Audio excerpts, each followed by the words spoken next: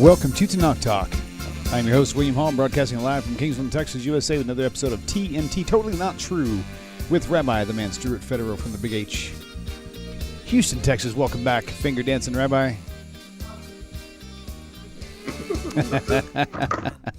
All right. We are back.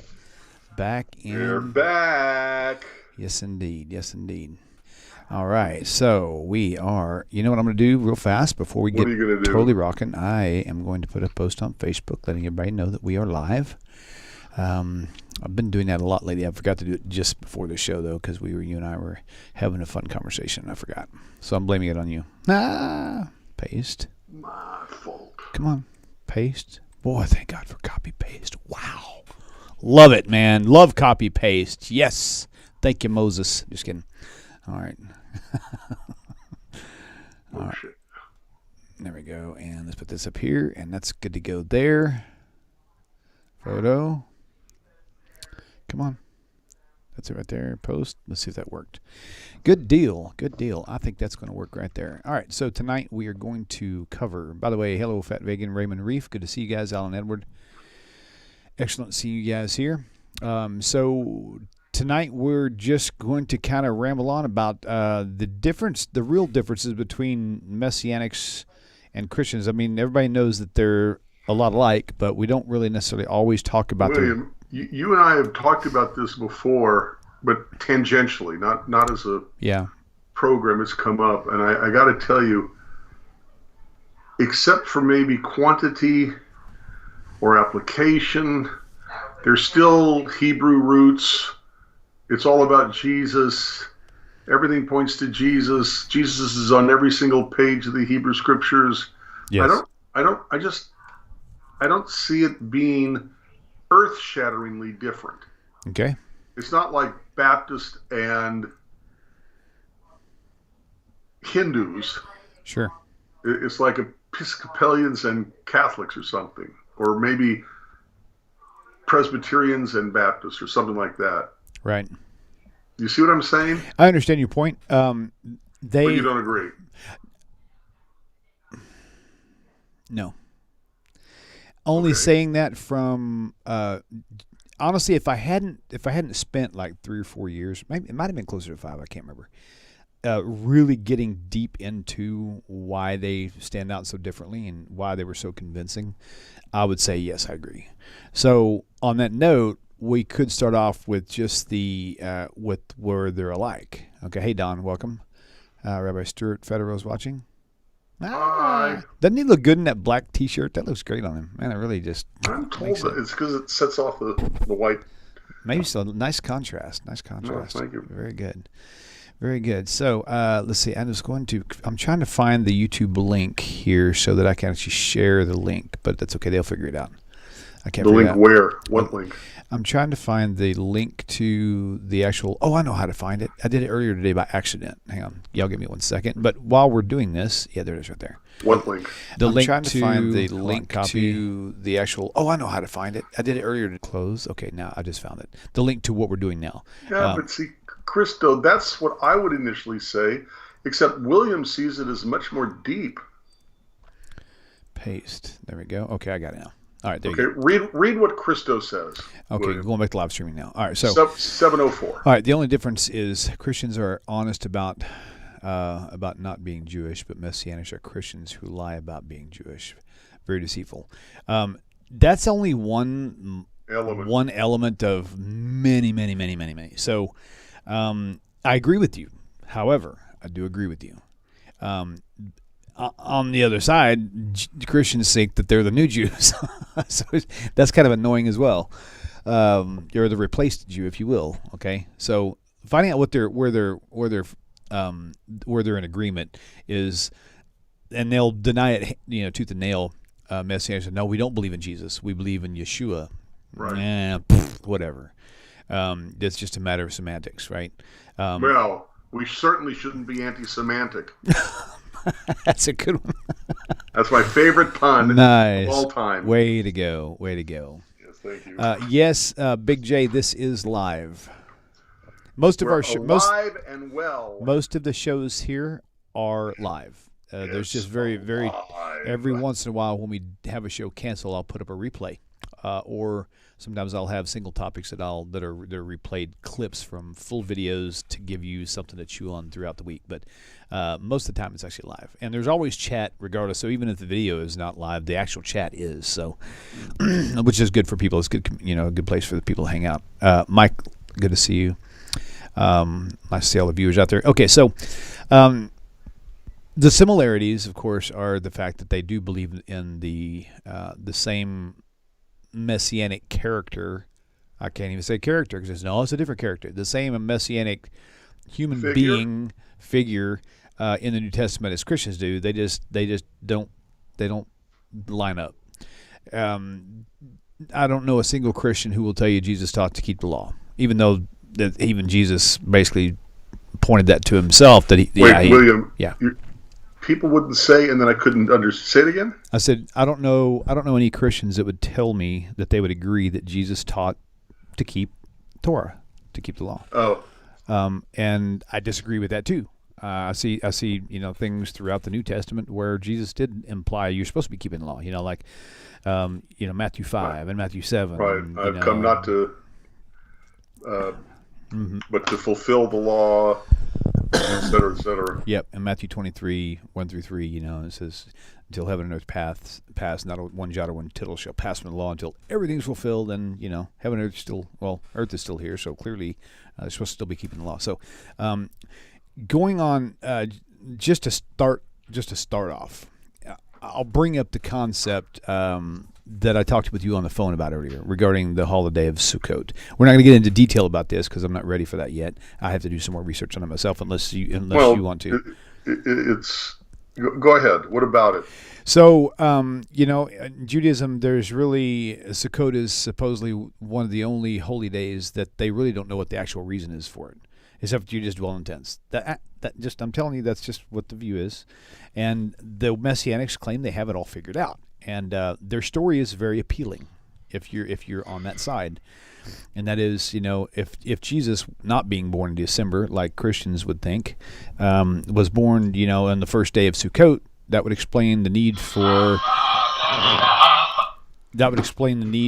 a place outside of the Holiday Inn where they could stay in a little, in a lean-to, if you will, for Sukkot. Timing worked out well.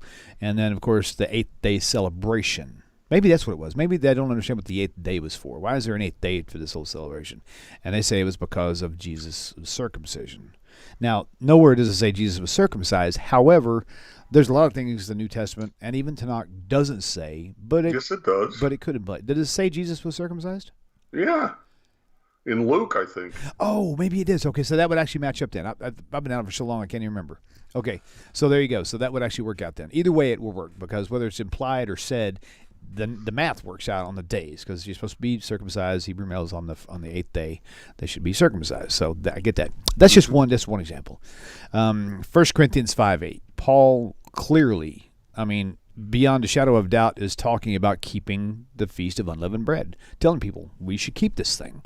And so all throughout, even in Timothy, where there, I forget what the actual context of. I'm gonna have to look it up and see where it's talking about. Everything is okay because we give thanks or whatever the case may be. I need to. I wonder if I have it in my little book here. I have a book that I've been writing in for years as a Christian, and I don't know if I put those particular ones in there or if I didn't. But I'm going to find out real fast. So, let me see here. See, William, while you're looking, okay. Here's how I see a distinction there, okay? Okay. Zechariah, I think, I can't remember right this moment, one of the prophets explicitly states that when the Messiah comes, the whole world will be celebrating Sukkot. Okay. Messianics, as in fact Christians, will also say that we need to celebrate Sukkot if we're going to first say that Jesus was the Messiah and the Messiah has come, and everybody celebrates Sukkot when the Messiah has come, so we have to celebrate it. But they're taking the additional step to saying that like they say about the Jews, the Christians have got it all wrong, just like the Jews always get everything wrong. Okay. The Christians got everything wrong. And we know that December 25th was a later what's the word? A later... it's addition. Can't think of the word. Right. But a later addition, okay? They took Saturnalia or, whatever, and turned it into the birthday of Jesus, but we know that's wrong for various reasons based on the Christians' New Testament. They're not going to be in the middle of winter in the hills of Judea. The lambs would freeze their tushy off. Right. Okay, so you come down from the hills in the winter months. Therefore, they would say that it's not just that we have to celebrate Sukkot because it is the holiday that the world will celebrate once the Messiah has come, and Jesus was the Messiah, therefore we have to celebrate it. They're additionally going to say that the first day of the month, that the first day of the celebration of Sukkot is the day upon which Jesus was born. So the 8th day of convocation becomes his Brit Milah instead of New Year's Day. Sure. Okay, because New Year's Day is exactly 8 days after the 25th of December. And so they're going to put that little extra spin on it. Is that... That is definitely right in line with it. No doubt about it. No doubt about it. Okay, so as I'm looking through this apparently was not my Messianic notebook. This was my Christian That doesn't notebook matter. for years. I got like 500 or 600 verses in here from the New Testament. There's things that stood out to me at the time, but one of them was like, for example, in Hebrews. I got to look at Hebrews 10 something or another. Let me find it. Where Paul was clarifying really something that's actually in Torah, the concept of it anyway. It says if you keep screwing up even after you know the truth and you still choose to do it, that's rebellious sin, and there's no forgiveness for that, right? And so okay, that's wait. Okay. Okay, give me the citation again. Okay, hang on a second. Hebrews. Okay, wait. 10.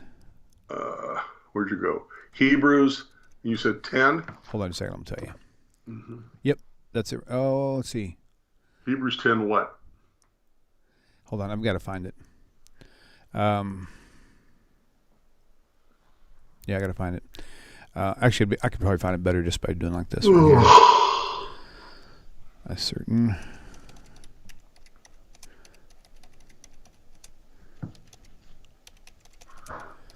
condemnation. I used to have this stuff memorized, but 10:27, that's it. 10:20. But a certain fearful looking for. I have no idea how to. Hold on. Let me. Okay, verse 10:26 and 27.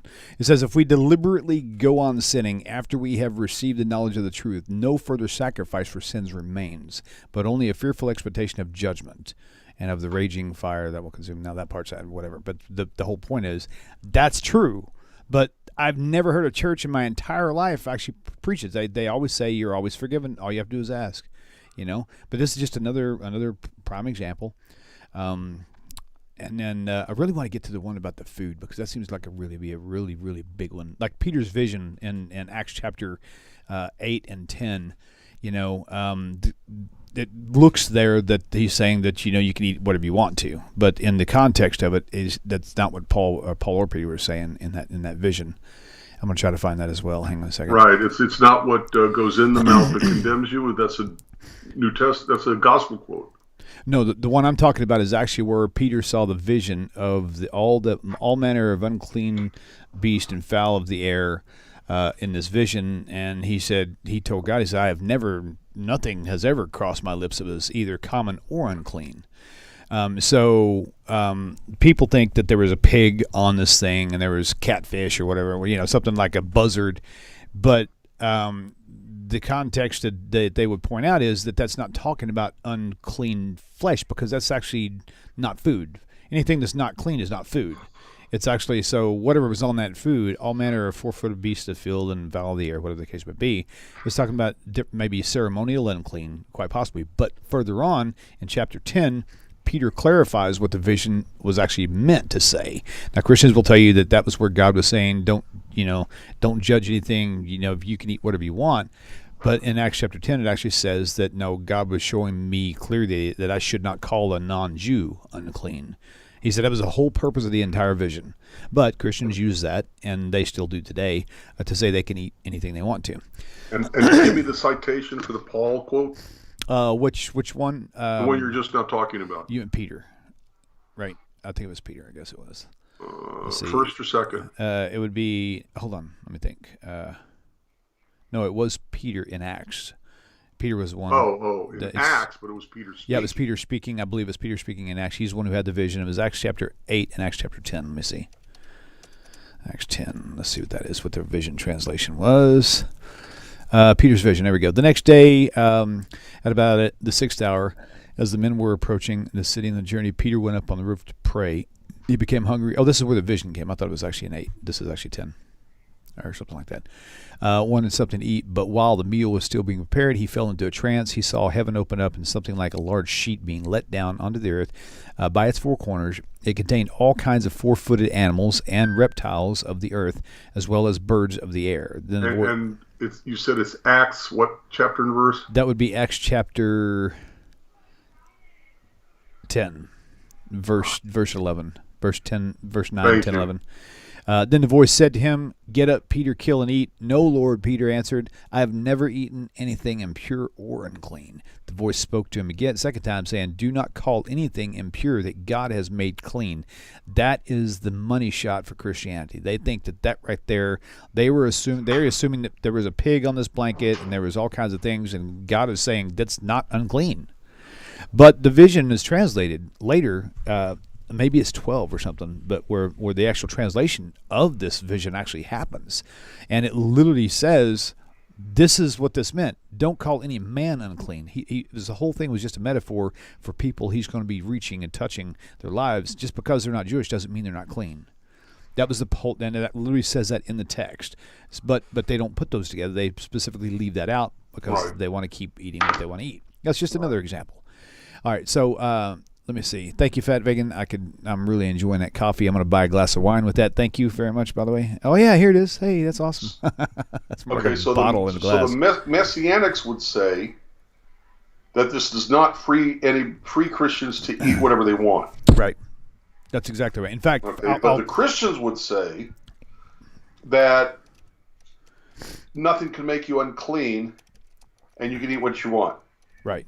Here's the thing, too. Here's another one for you. Sanctified. Let me get this. Sanctified through prayer. This has got to be it right here. Yeah, 1 Timothy 4:5. There we go. Okay. Wait. Slow down. Okay. 1 Timothy chapter 4. Yep. Now, I have to confirm that that's where it's at, too, before I start reading. I will. Wait a minute. 1 Timothy 4:5, for it is sanctified by the word of God in prayer. Yeah, what does it say before that? Because this thing for is every Okay. For every creature of God is good and nothing to be refused if it be received with thanksgiving. Okay, what verses was that? 1 Timothy 4, 3 and 5. 1 Timothy chapter 4, and it's basically verses 4 and 5. Okay, one second. I got to pull up on a different software. This thing is being ornery. Okay, 1 Timothy. Chapter 4, verse 4. Okay, cool. Here we go. Oh, that's better. That's much easier. Yeah, for every creature of God is good and nothing to be refused if it be received with thanksgiving. For it is sanctified. Here's the key. Two key points here. For it is sanctified by the word of God and through prayer. The only word of God they had there was the Old Testament. There was no New Testament. So if it says but how do you know they didn't mean for it's sanctified by the word of Jesus, because they think Jesus was God? Here's the other problem. For every creature... Okay, so first of all, this whole community, everything here... I mean, you're talking about Jews. People know the laws of Jews. I see your point there. I would have to go back and see everything else. Well, when they give credit to Jesus, they really give credit to Jesus. Okay? There's no mention of Jesus here. But this says by the word of God, right? not by the word of Jesus. And it's like I would assume. Right, but they're not going to make the leap that anything that says God can also equate to Jesus. Right. Well, of course, that's the whole point. But see, Messianics understand that this is not talking about God. It's talking about everything. Is the Word of God is actually the laws, right? Want to go to prayer?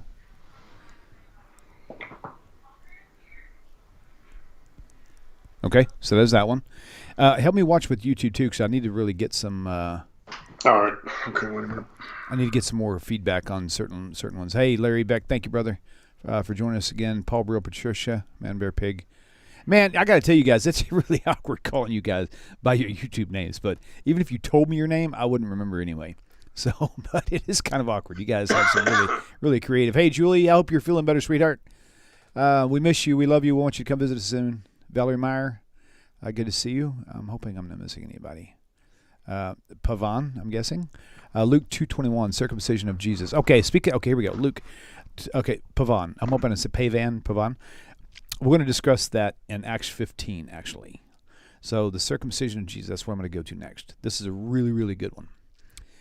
So let me go to Acts. And again, I'm going off memory, so if I miss it, I'm going to have to look for it. I'm pretty sure this is it right here. Acts 15:1, Rabbi. Wait a minute. Acts 15, verse 15. 1. Okay. And certain men which came down from Judea taught the brethren and said, except you be circumcised after the manner of Moses, you cannot be saved. When therefore Paul and Barnabas had no small discussion and disputation with them, they determined that Paul and Barnabas and certain other of them should go to Jerusalem unto the apostles and elders about this question. And being brought on their way by the church to pass through. Okay, so the whole point is they're saying this right here is they're arguing that you should not have to be circumcised, this which is a law, to be saved. But the Messianic point here, which again I see it because I was taught it, I understand where they're getting it from. In verse 1, it says, unless you be circumcised, not after the law, but after the manner of Moses, which is talking about the oral law. So the disputation here has to do with the manner in which it's done, not the command to do so, not the commandment of circumcision or the commandment from Moses, but the manner from which Moses said they'd have it done. So that's a key thing. And then later in chapter 18, I think it's 18. Let me see what I got here. Chapter 18.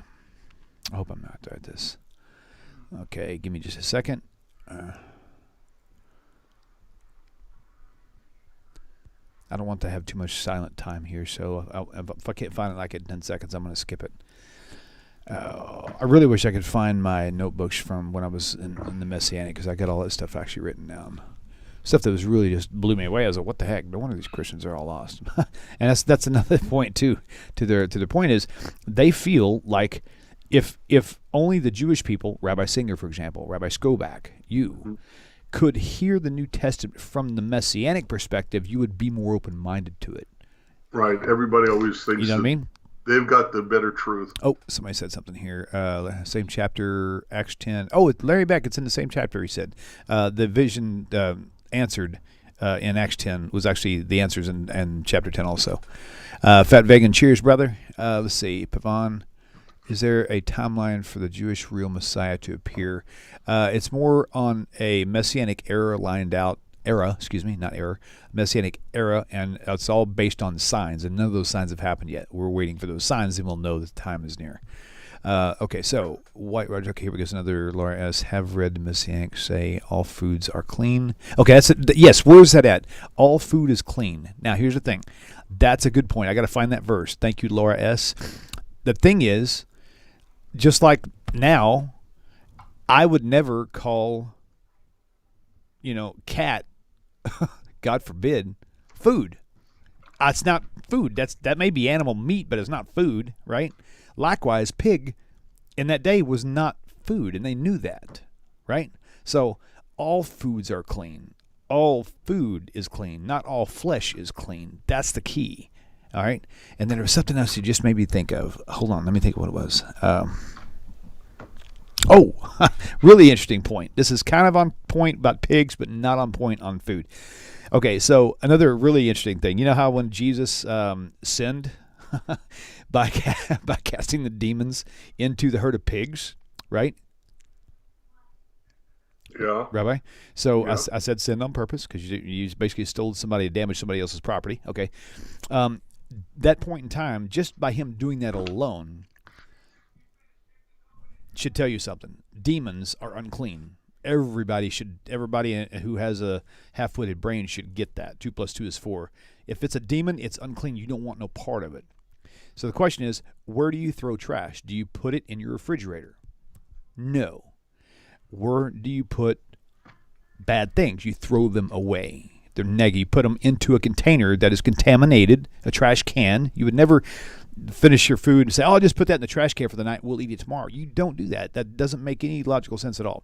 So for Jesus to cast these demons into pigs, that's another symbol right there that pigs are trash. They're clean. It's like a trash can. And that's you don't send demons into something good. You send demons into something bad. So another point for the Messianics on that. All right, I'm going to keep scrolling here. Guys, if you have any questions or comments, do like Laura did, tag me at Tanakh Talk or Rabbi Federow. All right, I'm sorry, go ahead. Nope, that's all I had to say.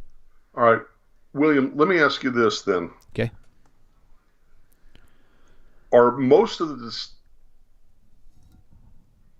I'm not sure this is a good way to word it, but are most of the distinctions between the Messianics and Christians going to be a intragroup, inside the group, argument between the two different kinds of Christianities, between Messianic Christianity and Christian Christianity? Is it going to be their own? I mean, it doesn't seem to me that much of it is going to, I don't know, incorporate or draw into the argument the Jewish community. Why would we care? Right. You see what I'm saying? I do. I'll get into that right in here. Right now, Miriam, I think you got it backwards, but you're right. According to the story, the pigs asked for the demons. No, it was actually the demons asked to go into the pigs. The pigs, right. So, but yeah, good point, though. So the demons wanted to go somewhere where they felt comfortable. That's the point I forgot to make. Thank you very much, Miriam. Okay, so back to the difference between the Christians. Is it a battle between them? I think I understood the question the way you intended, maybe. All I know is that the Messianics, they process literally probably 90% of the New Testament completely different than Christians do, because they look at it with Torah glasses on, not with the lawless glasses on. And right. It makes you look at it. But in doing that, doesn't it become really all these distinctions? Doesn't it become a discussion not between the Jews and the Messianics, but rather between other Christians and Messianics? Well, the point is, it's their way of feeling. Like, I mean, if you give Sid Roth a call and ask him, he'll tell you right now he's got like CDs and a book dedicated to how to win a Jew to Messiah. And it's using. So does everybody. So does the. But that's my point, though. So it is a means to an end, right? And so, and the fact that they are so Messianic. Here's the thing: my dad, my late father, was a Messianic leader in the Austin area, Austin, Texas, for a better of 28 years or so. I know a handful, not a lot, but I know a handful of people over the years who were actual Jewish people. Some were, a couple were Orthodox, and there was most of them were more like conservative or whatever, who actually went there thinking it was just a regular synagogue, and went there numerous times before they ever found out it was even Messianic. I mean, they had the Torah scroll. I mean, they wore the right. They did everything. All the Jewish. gear. They had all the Hebrew prayers, and my dad was not quite fluent in Hebrew, but pretty dang close. I mean, it was very convincing. And they wore the tzitzit. They had some of them even had the peyot. Some of them had, everybody wore yarmulkes. And, it was when you walked in, it was pretty convincing. And so it definitely has a means to that end for sure. Or excuse me, a target for that for sure. So I would say that they're going back to even how they perceive the holidays. They don't celebrate anything pagan at all. They avoid Christmas. They avoid Easter. Some of them go as far as saying they won't even celebrate Thanksgiving because they which isn't a religious thing, but it's more of a preference because they understand the true meaning behind that too.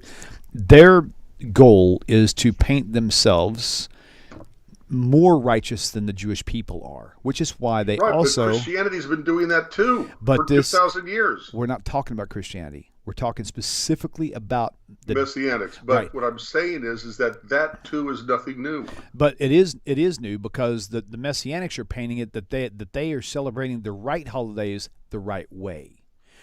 Christians don't. They'll be flat out honest with you. No, we don't do that. We do Christmas. That's totally different. Right. So they'll tell you that every holiday we do has got a certain prayer to it that involves their Yeshua, and this is how he fits into every single one of them. Now I don't know all those. I just know the ones I disagree with. Some of them were pretty obvious, like Passover, which is why I left. That was the trigger that caused me to leave the Messianic movement together, because they really got that one screwed up. But they're so well taught in it, without knowing the right questions to ask to understand it themselves. They bought it hook, line, and sinker. And the thing is, even as goofy as some of it actually sounds, to a Christian who's trying to find their Hebrew roots, to try to get in touch with the Hebrew God, it's very convincing to them. That's all they care about, right? And so that's that. If you guys have any questions, put them out here. There was one I saw here, not exactly on topic, but still. Crane Style Productions at 7:30 p.m. Okay, 7:23, 25, 28, 29, 30. Got it. Okay, why would Hashem create a law? I love these timestamps, don't you? Well, as soon as you pointed out we could use them, brilliant. I can't remember. I know somebody told me how to do it. I just didn't know who it was. So why would Hashem create a law of circumcision and woman covering their hair with wigs versus designing men already circumcised? Okay, that's very simple. That's a very easy answer to that. So Crane Style Productions, think about this. Can you go out into a field yourself and grab some wheat and just throw it in your mouth and chew on it? You can't do it. It's got to be crushed. It's got to be sifted, or whatever you call it, where you get the husk and stuff out, right? And then it should be processed, right? Everything, just because something needs modification doesn't mean it's imperfect. God creates everything perfectly, but he also creates things so that we have, as a human interaction, a way to engage with it to complete the process. Complete the process. To me, that's the operative term. God, according to Judaism, creation didn't stop at the end of the sixth day. We are partners with God in the ongoing, never-ending act of creating. And so by circumcision, we are joining with God to perfect the human creation. That's exactly right. Yep. We are partnering in it. That's how I would answer it. Yeah, that's good. I like that. Right. Okay. Okay, so Miriam says, so the Messianics are pretending to be Jewish using symbols and custom. Yeah, that's exactly right. But the thing is, they don't think, only a few know that they're pretending. Most of them are fully convinced, so to you and I, they are pretending. But to them, they are living out their life's goal, and they're doing it in the eyes of God, and they feel 100% confident that they're right in it. So to them, it's not pretending at all. I may have, sorry, excuse me. It's okay. I may have told you this before, but there was a couple, a man and woman, probably in their, I would guess, in their middle 40s, which is not young. Mm-hmm. They were both born and raised in South America. They were attending services in Houston at my synagogue. Wow. We were down the block from where they lived. Okay. And they were born and raised in the Messianic community. From the moment they were born, they were doing all sorts of Messianic things. Mm. So if this is, let's say this is 2010, and they're 40 years of age, okay, they were born in the 70s, and there was already a large enough Messianic community in South America to sustain them, and apparently their grandparents were part of this group going back to the 60s. Unbelievable. So, they're 60s or, whatever it was. So they'd have been born maybe the 80s. But the point is that they saw themselves as no less Jewish than me. Right. Right. And And they believed it. When they would be there and we were low in numbers, and I would not count them as part of the minyan, I would not count them as Jews. Okay, they couldn't understand it, right? Because they only saw themselves as Jews. Okay, when he would say to me Shabbat Shalom, I'd say thank you. Right. Oh yeah, he wouldn't respond back. Pointedly not saying it back to them. That's because they're clever. Not Jews. That's very clever. Good for you. I would be more apt to say, Shabbat Shalom to someone who's in the process of converting to Judaism, but still not Jewish, than I would to someone who's a Messianic who thinks of themselves as perfectly, purely, totally, and utterly Jewish. Right. And they couldn't get over it. They thought it was the most horrible, and I was the horrible person, most insulting thing they'd ever endured in their whole life. Yep. And so, in response to what somebody, we were talking about, they totally see themselves as no less Jews as, Gershom, the son of Moses. Right. So Daryl Hart had a good point. Daryl Hart, thank you for that. The first, I'm gonna say first century Christians did everything that Jews did. Imagine if Jesus came when he came, and he was teaching anything like Christians teach. The law's done away with. What time stamp? That is 734. Daryl Hart. They would have stoned him. He wouldn't have even lived. They would have killed him probably for coming up teaching blasphemy about breaking the law. That's like that. So yeah, that's even more to my thought, more proof that the Messianic view of the New Testament is accurate and the Christians is like totally whack. And so that's really a good point. Wait a minute. 734 Daryl Hart. Wait a minute. But I disagree with Daryl. The first Christians did everything that the Jews did as they had not yet been rejected by the Jews. No, they themselves had not rejected Judaism by becoming Christians. No, I think in the earliest stages of Christianity, before Christianity didn't recreate the concept of Messiah, to reflect more pagan, dying, saving man God. Okay, yes, they were originally Jews, but they took themselves away. It's not that because they got rejected by the Jews, it's that they themselves had rejected Judaism. They rejected the Torah. They rejected, statements made in the Torah. Everybody is put to death for their own sin. If God were a man, he'd be a liar. They turned Jesus the human Jesus into a God, and they say he died for your sin. And only until that separation, because of their changing theology, okay, did this they rejected Judaism, not because the Jews rejected them. Right. Guys, again, if you have a comment you want me to see, put at Tanakh Talk on there, because I won't see it otherwise. I mean, I can look for it, but it shows up orange on my side, so I can just scroll like 1,000 words a second, and I can spot it instantly. So otherwise, I've got to read through every single comment, and it's going to make for a lot of dead air. And you guys don't like dead air. I don't either. Devin, even if they're told what the Jewish Messiah is, they are going to say that the Jews have the idea of Messiah wrong, and that the true idea of Messiah is dying, saving man God. And therefore, the Jews have the wrong concept of Messiah, not Christians, and therefore not Messianics. So yeah.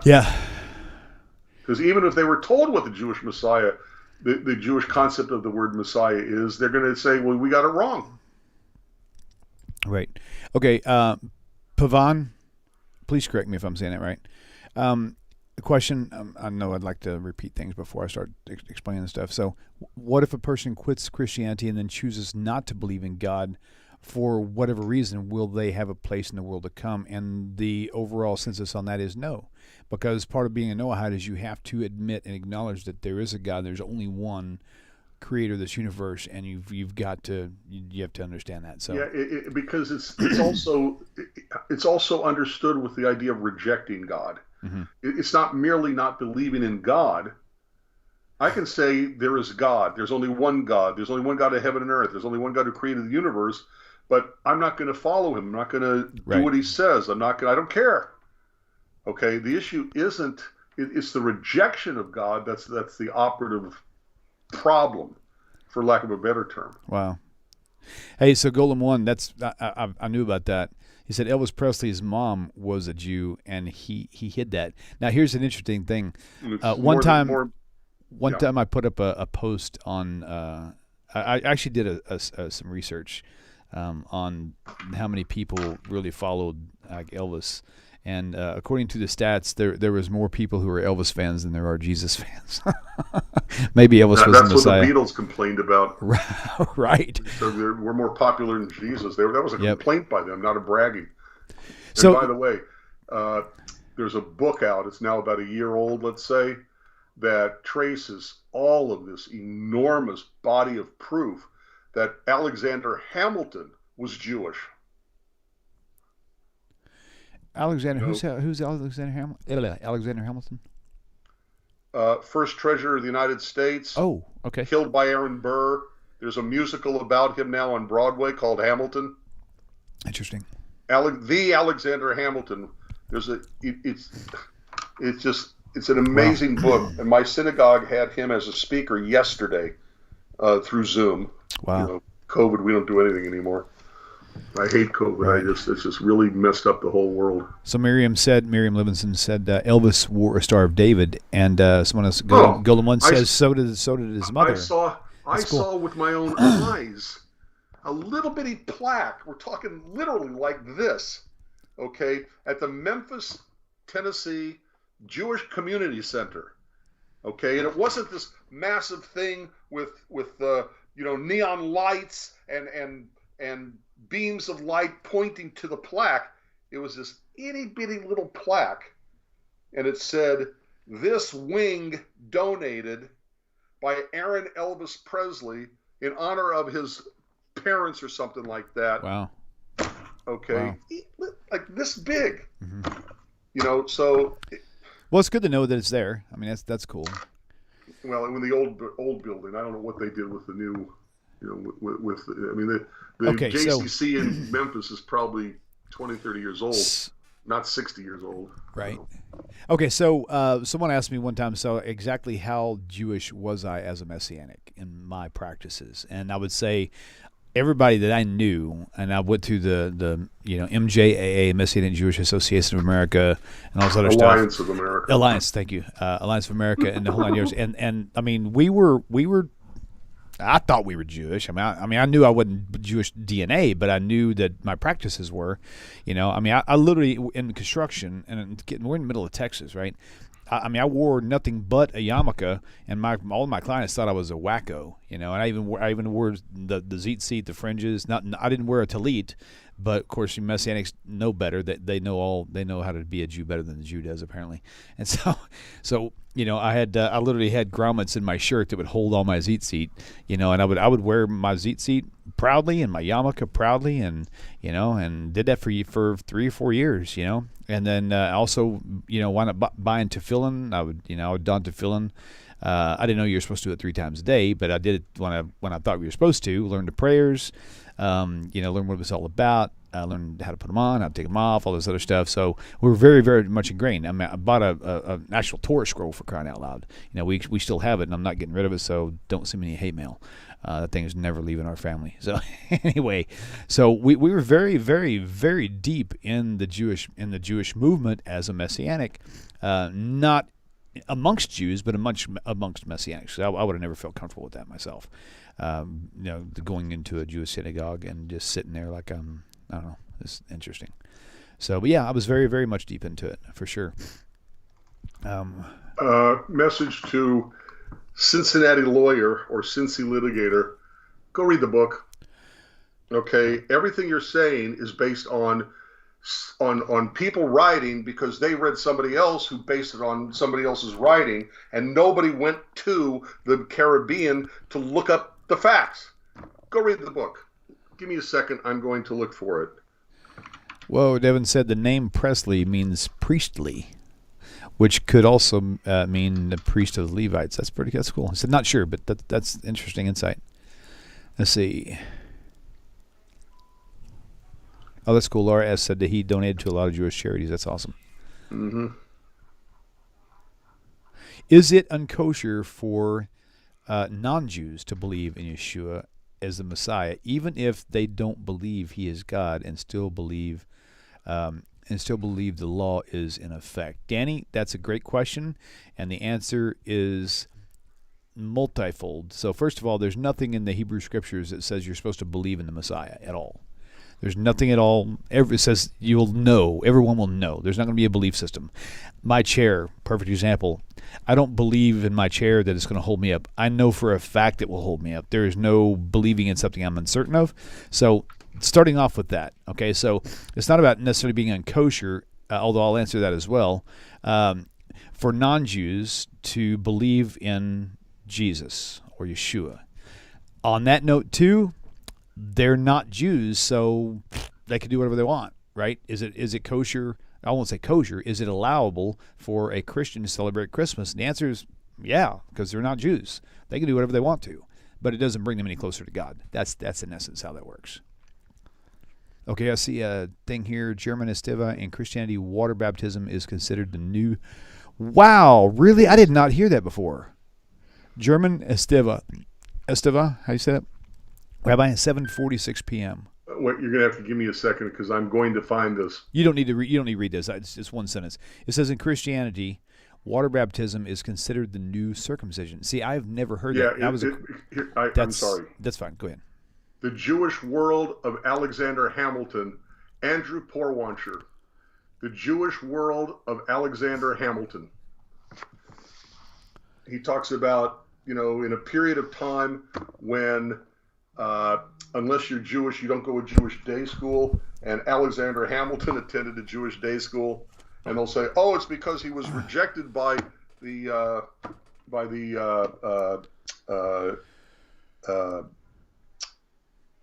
Christian schools in the Caribbean because he was born out of wedlock. And if you actually, go to the Caribbean and look it up, there were plenty of other people who were also born out of wedlock who also went to the Christian schools. Why could he have been rejected? Because he was a Jew. Why was he a Jew? Because his mother converted. Go read the book, The Jewish World of Alexander Hamilton. Fascinating. Accept it or don't accept it, but I'd still go read it. Okay, two things. Larry Beck said the same thing. He's never heard. Larry Beck was not evangelist, a minister for years.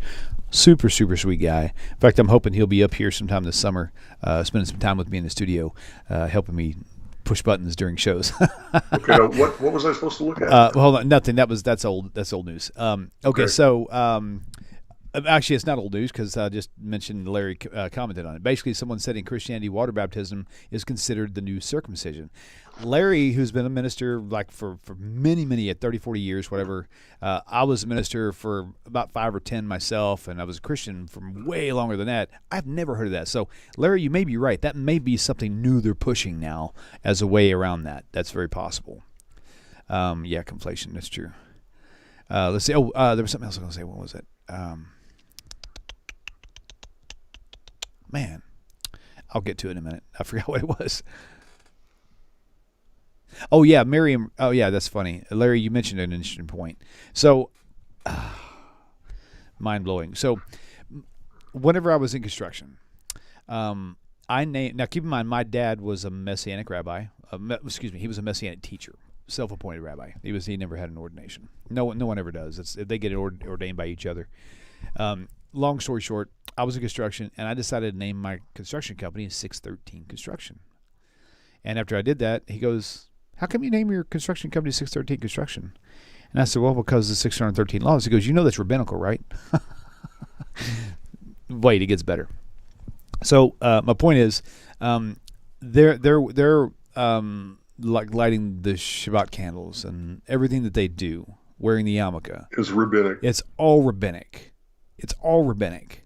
There's nothing in the Torah that tells you how or to on either one of those topics, right? And even the fringes, it doesn't tell you the stuff that they do. They're following after the Jews, but they don't know or they didn't think about the fact that that's rabbinic also. I mean, half the things they do for their practices for like the holy days and stuff are rabbinic teachings from the Talmud, from the oral law, and things of the nature as well. Okay, so let's see. Let's keep on scrolling. The conversion took place when she married her first husband, whose name was Levine. First name was Aaron or something like that. I don't remember. But you have to go read the book. Just go read the book. Okay, I'm trying to find something that triggered a thought earlier. Okay.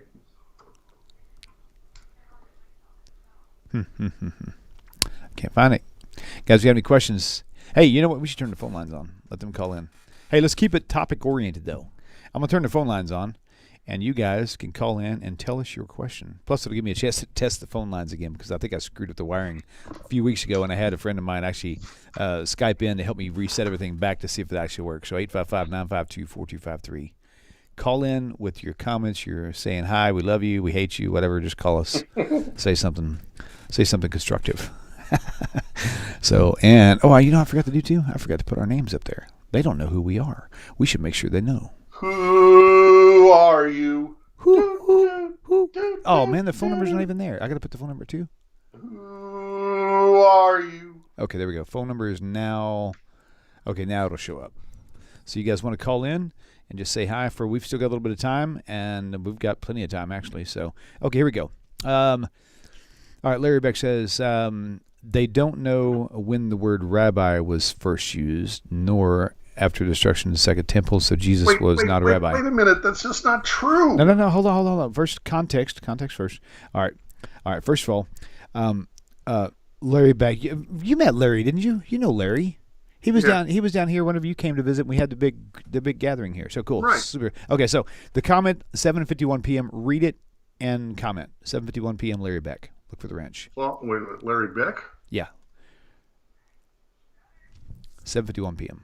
They don't know when the word rabbi was first used, not until after destruction of the second temple. So Jesus. Oh, I see what you're saying. That's why I wanted you to read it. I'm glad you did. Yeah. Cool. Okay. All right, Rabbi, wait, pause on that. We have a caller. Okay. Miriam, welcome back to the show. Please tell us your name. I don't know who you are. I got you on caller ID. How are you? Hello? Oh, sorry. Hello? I can hear you now. Go right ahead. Can you hear us okay? Hi. I just have a question for Rabbi Federow. Sure. And it's a simple one. I didn't catch the name of the author for the Jewish World of Alexander Okay. Hamilton. That's all. You got it. Oh, great. He'll look it up now. You betcha. Bye-bye. Okay, very good. Thanks for calling in. I got to find it again. Yay, the phone lines are working. Woohoo. Okay, Wait good. a minute. That's all right. Okay, so I'm going to read something off here again while you do that. Okay, so German Esteva, it was falsely taught that water baptism replaced circumcision, and it was a sign of the seal of the covenant of grace. Oh, interesting. I could see how they could push that. Thank you for putting that in there for me. Okay. Let me spell it for you because I could be mispronouncing it badly. I'll type it in as you spell. Actually, just type it in the chat. Oh, here, wait. Copy paste it in chat. Okay. That way. I'm gonna have to go back and forth. Whoops. Well, you can copy it, directly copy it, and then wait. I got it. No, it won't let me do that. I just tried. Oh, okay, gotcha. All right. Hide user on this channel. I don't know who Banny Bork was, but they keep putting these links up there. They want people to follow. Probably some perverted crap. We don't want to deal with this. So. Okay, I think I spelled that correctly. Andrew Porwancher. Okay, so and you put that in chat. Good deal. No. Okay. All right, very good. Let's see. Okay, Guillemon, yes, I saw the cross. Okay, gotcha. All right, good. Okay, so phone lines, I'm watching the phone lines, guys. If you want to call in and say hi, or if you've got a l'chaim, bring it in, bring it on. Okay. So, while we wait, guys, if you don't have it, you need to go. You have the word rabbi used twice, I believe it is, in the Gospel of Matthew, and 4 times, I believe, in the Gospel of John. And that's one of the reasons why Christian scholars date the Gospel of John to about the year 95. And they say that the use of the word rabbi in Matthew is interpolated into the text at a later date. But I just thought of something I want to discuss. okay. So one thing that's there's a lot of things that now that really kind of ruffle my feathers as far as Messianics goes, but this one was kind of interesting too. So they don't use the rabbinic calendar at all. They go by Cannot do anything at all to validate or give credibility to the rabbis. Right. So for example, they refuse to celebrate the holidays, the holy days, whenever according to the Jewish calendar. Right. They literally want to go out there and sight the moon themselves, and they declare when the holidays begin. Now, let them separate and split off from us and go away. But what they don't understand is the whole purpose of having all these proof sightings of the moon at that time back then was so that everybody would be celebrating at the same time. They're completely defeating the purpose of doing it on their own. So they're excluding themselves without even realizing it. God's purpose of the whole thing was to try to get everybody to do this at the same time. That was the point. I mean, obviously the new moon had something to do with it, things like that. But I just think that they're so caught up in trying to be holier than thou that they miss the point on so many things. It's really well. Not the point, the actual law itself, right? So, anyway. Yeah. Okay, I hope somebody didn't call and I missed it. I don't think they did because it would have showed up on the screen right here too. I have Ring Central actually on both computers. One of them I don't answer, but it shows me alerts so I can not have to look to my peripheral to see things. So, good deal. Okay, let's see. Laura, take a look at Elvis's mother's headstone.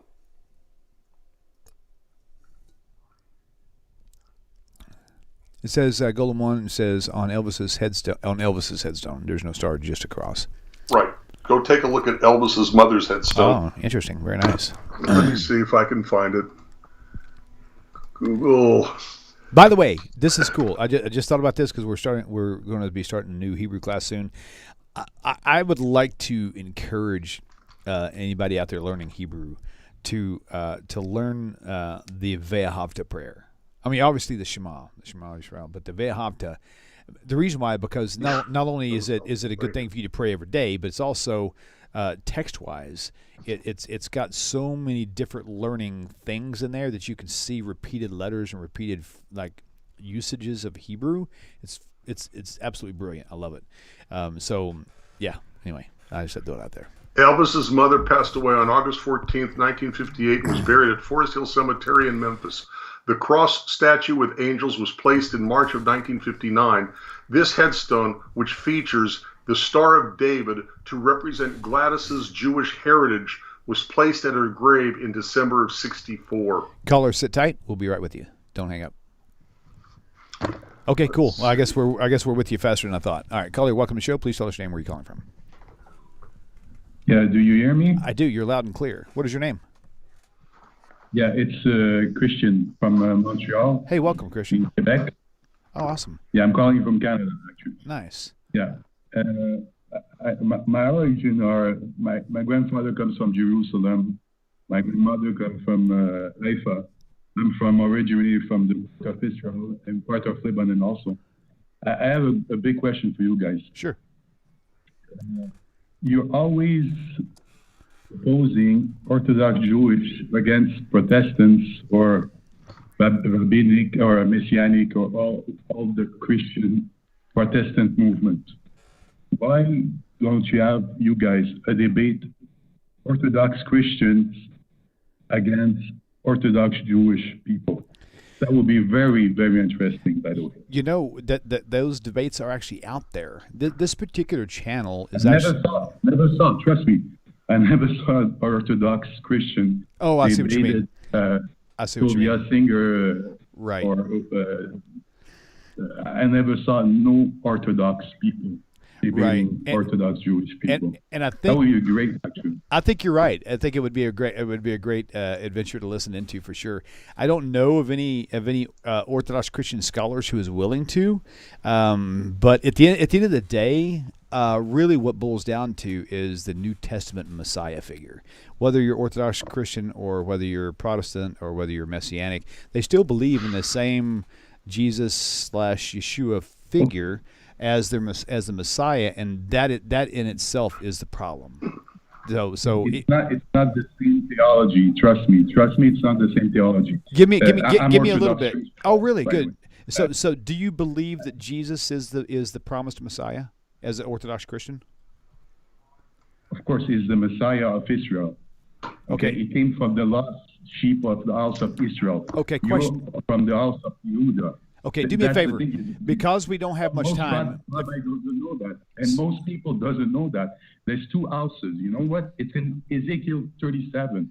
Okay, hold on. Israel, Okay, hold on. Chaim. One second. One second. Okay, I'm turning your mic down because I need you to listen to me. If we're going to talk, I want to keep you on, but if you're not going to listen, I'm going to have to hang up. What I want to do, because we're running out of time, I want to ask you simple questions. I want a really quick, fast, simple answer. I've got about 3 or 4 of them, and that'll get to a lot of the root of what, and it'll clarify a lot of things that I'm curious about. Because I definitely want to know, and apparently I don't know, otherwise I wouldn't be asking you. So if you would just entertain me with this, don't go off and teach us a big lecture on what you believe. Let me ask you a question, and you give me a good answer for it, and let's go with that, okay? Okay, so you do believe that Jesus is the Messiah. Okay, that we're past that. Okay. Second question is this. Yeshua. That's Jesus.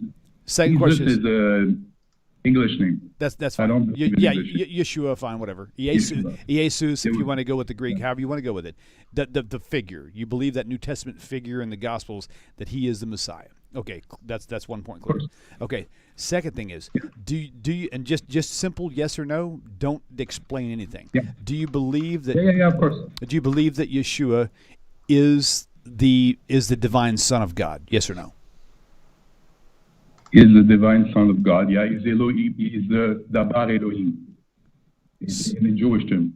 So Elohim. Okay, so to me that's enough for me to know. Now I've got one more question for you though. Just for people who didn't understand my question there for sure. Do you believe that Jesus is greater than Moses? Yes or no? Jesus is great. Moses is a man, by the way. I don't know if you know that. That is my point. Okay, now I want to, because we're running out of time.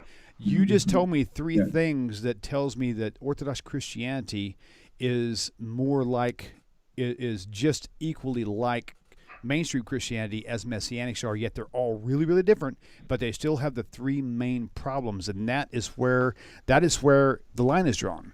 You can't believe, it doesn't matter if you're, what title you have. If you believe that, I mean, even if you don't believe Jesus is the Son of God, you think if you believe he was born of a man and a woman, but you still believe he's greater than Moses, something's really weird in your doctrine.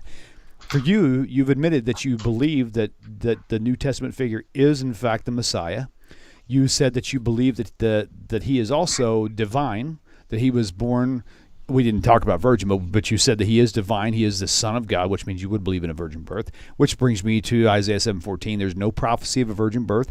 You have been lied to. Go back and look it up in the Hebrew, okay? And then the idea of anybody being greater than Moses in that sense in general is just a humiliating term for people to get grips on what they should be thinking about when they follow a teacher.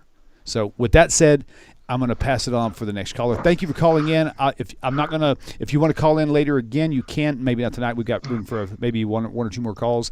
But thank you for calling in anyway. So, Rabbi, if you want to add to that, I just want to mention something to Christo before we go to someone else. Sure. Christo, the reason why a Jew can have a cross on their gravestone is because they turned their back on their Jewish background and became a Christian. But maybe they themselves or their descendants wanted to recognize and acknowledge their Jewish background, their Jewish upbringing, and therefore put a Star of David on it. You also have that, by the way, as the book I've been referring to points out with Alexander Hamilton, that once he left the Caribbean, he turned his back completely on his Judaism, on his Jewish background. By the way, he led one of the single most important cases in the law courts defending a Jewish company against a Christian company that expanded the rights of the Jewish community in the New World, that up until then they didn't even recognize rights in some ways for Jews, and he fought for them. Anyway. Well, at any rate, but Christo, my point is that Jews throughout 2,000 years have turned their back on the Jewish community and on Judaism, on God and whatever, in order for the purpose of converting to the majority around them because they want an easier life. And even, believe me, Elvis Presley in Mississippi, Tupelo, Mississippi, Memphis, Tennessee, when the family moved, in the 30s, 40s, 50s, would not have been an easy place to be a Jew. Indeed. Okay, so a question came up. We kind of briefly talked about that earlier. German Esteva, a question was, what is the Messianics movement's attitude towards the oral law? That they are very.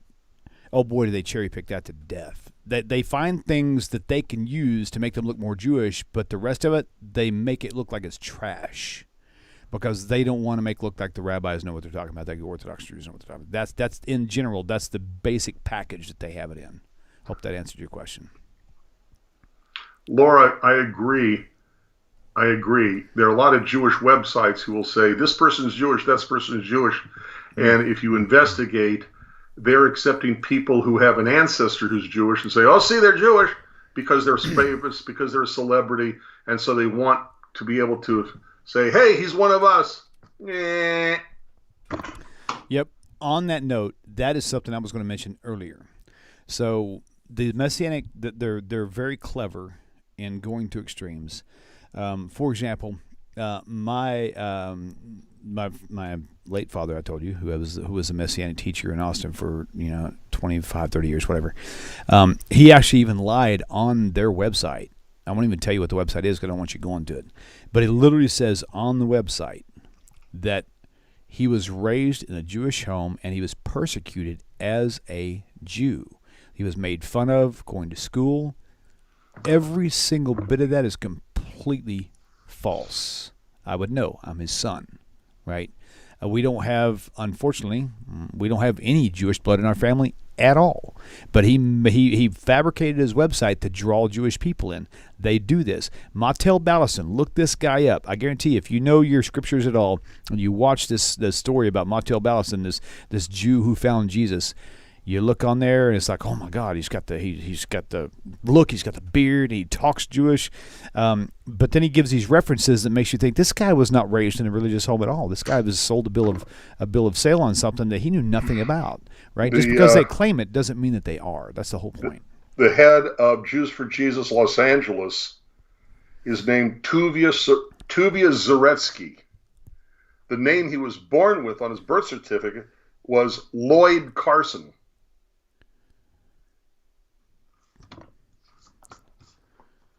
Lloyd Carson, but he's known to everybody as Tovia Zaretsky.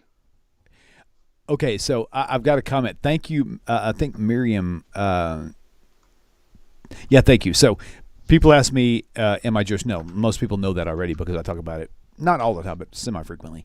We are not going to convert. We were going to at first because I thought we had to, but then as Tanakh Talk kept exploding and just doing his thing, and so many people say, "Oh man," people call me like at least once or twice every 3 or 4 months. I say, "Man, if I had known that you were a Jew, I would have never watched your channel." And I'm like, it's all the more reason for me to stay where I'm at. I will not have a better relationship with the Creator by converting. It would be a preference. If I needed community and I wanted to be part of a Jewish community, which I would love that too, by the way, and I felt the need to convert, I would do that. Now, comment, Eliah Lyon. William, you are scared of a debate and had a one-way so-called conversation. Apparently, you weren't listening. We are running out of time, and I've been through these conversations over and over, and I know how they go. They'll run down a rabbit hole. I'll never get a word in edgewise. This is my show. Which he was starting to do, by the way. I will say and do whatever I need to on my show. Now, if this person wants to debate me, maybe it was you who called, I'm okay with that. Send me an email, to knocktalk@gmail.com or to knocktalk questions. You want to debate me, I will debate you personally. I don't have a problem with that at all, but it needs to be under the right setting. This is not the right setting for a debate. We're trying to get a lot of information to us in a short amount of time.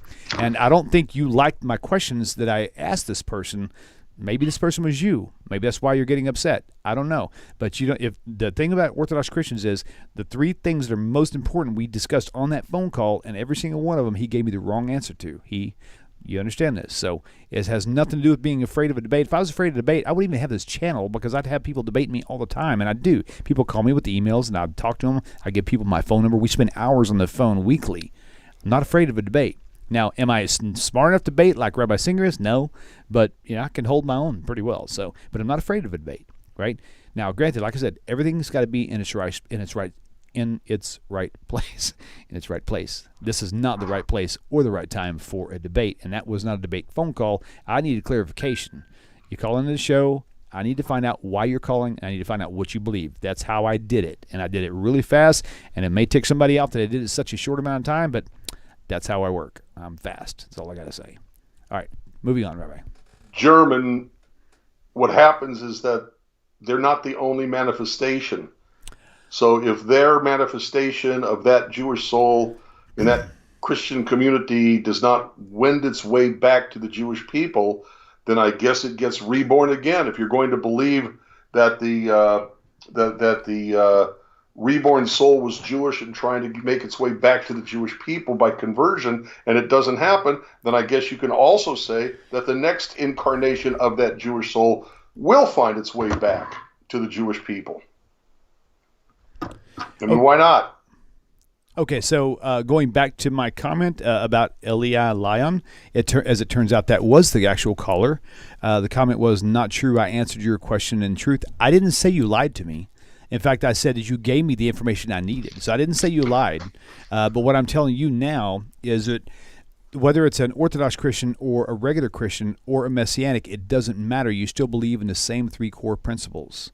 And unless you're telling me Orthodox Christians don't believe that Jesus was God, that could be good. That would be interesting. If you want to serve Jesus and believe that he was born of a man and a woman, I would love to hear a debate like that. But if you're telling me you believe that he was born of a virgin, he was truly the Son of God manifested in the flesh, that's no different than Christianity. Now, you may have differences than regular Christianity, but those differences that you are worried about are not ones that Jews are worried about. That's what you have to understand. So, not calling you a liar, I didn't say that at all. I think in fact, I'm glad you called, because what you taught me something tonight I never knew, and that is the Orthodox Christians believe a lot like Christians do. So that was enough for me to understand that on that concept, by the way. So, all right, let's see. Larry, first of all, thanks you for my moderators out there. So I get emails off and on saying, why was my comments deleted? We have chat rules, and I'll say it now because a couple of them will get deleted. No caps lock. You can't be proselytizing, and if you keep pushing the same message over and over again, or you're being rude or tacky towards the moderators or the rabbi or to me or anybody even in chat where you're just being really aggressive, that's not allowed. So just because you may get blocked in chat doesn't mean you can't continue to watch. You can still watch it, you just can't chat. So I'm going there for you, sure. All right. Okay. All right, well, I don't know. There's no calls coming in, and I think we kind of crossed every T that we could tonight. What time is it now? Oh, it is 8:15. Mm-hmm. We can go as long as you guys want, but we have to have content. So if you want to ask a question or got something to say, give us a call. That's fine. Okay, hold on. To talk. If they were born Jews, are they actual Jews? A Jew cannot become a non-Jew. Okay, so Miriam. Okay, so that may be true. A Jew cannot become a non-Jew, but if a Jew lives in a secular world and becomes a Christian, for them to be, now I've heard this from Rabbi Singer and from somebody else, I can't remember, if they were raised as a Christian, they would have to still go through a conversion to be accepted in the community. Maybe not as long and maybe not as intense, but it would still have to happen just to be on the safe side, because any any Jew who was raised as a Christian could very well be a Messianic, and they still have to filter those out. Just because a person has Jewish blood doesn't mean that they're safe. So in that sense, Miriam Livingston, that it's going to have to come down to practice, and practice that they have is actually very legit and very accurate in the way that they sort things out. So I can't argue that at all.